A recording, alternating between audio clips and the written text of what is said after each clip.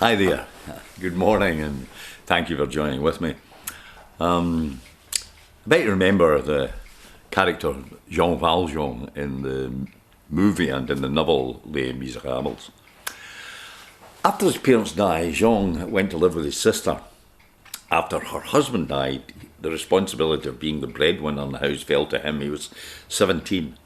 Many times the family went hungry, and once he stole a loaf of bread when he was out of work and the children were starving. He was arrested, tried, sent to prison. He served a total of 19 years in prison for stealing a loaf of bread. When he was finally released, he found life outside difficult, cruel. Everyone rejected him, nobody trusted him. He went one night to visit a bishop in a local church, and the bishop invited him in, seated him at the table, which was set with the finest silver. He gave him a bed for the night, lovely meal. ValJean woke in the middle of the night. He couldn't sleep, and he was confused by the bishop's kindness. He took the bishop's silver and left the house. He was caught the next morning by a policeman who brought him back to the bishop's house, and when the door was opened, the bishop saw him and said, "I'm glad you come back.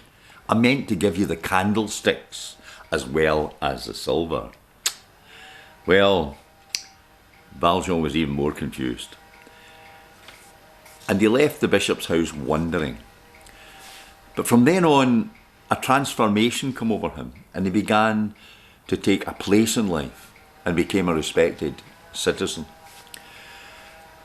That story is the story of a man who was the object of mercy, the mercy of a bishop, and he couldn't forget it. You and I are really the objects of mercy too. It's sometimes hard to realise that, but it is true.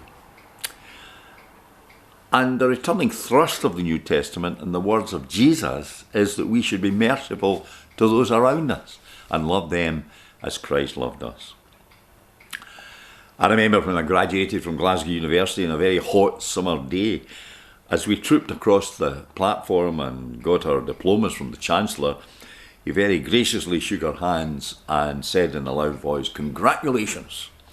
And then, in a voice that was more firm and less patient, he said, "Just keep moving." Maybe that's God's word to us, just to keep moving. There's a story of a woman who'd been out shopping all day and bought a very expensive dress. When her husband saw it and the price on it, he asked her why she had bought it when she knew that they couldn't afford it. "Well," she said, "the devil made me do it. I was trying on the shop, and he told me that he had never seen me look more gorgeous than I did in that dress." "Well, why didn't you say, 'Get thee behind me, Satan'?" asked the husband. And she says, "I did. And he told me it looked pretty good from the back as well." Satan gets blamed for a lot of things, but you and I have to take a shared responsibility for our lives, haven't we? Fritz Kreisler was a great violinist, and he said, "I've not the slightest idea of what my fingers are doing when I play. I concentrate on the idea of the music that I hear in my head, and I try to come as near as possible to that. I don't think of the mechanics at all. It's simple." Well, the Christian faith is essentially a simple faith, but we make it complicated, don't we? It's based on trust. Trust in a loving God who wishes the very best for us.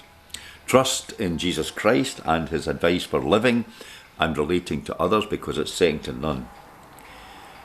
Maybe we spend too much time thinking about it instead of doing it. Maybe we just need to hear the advice given, like the guy on the platform in Glasgow University, to the students who graduated. Keep moving. I hope you will. Again, thank you for listening to me. God bless you.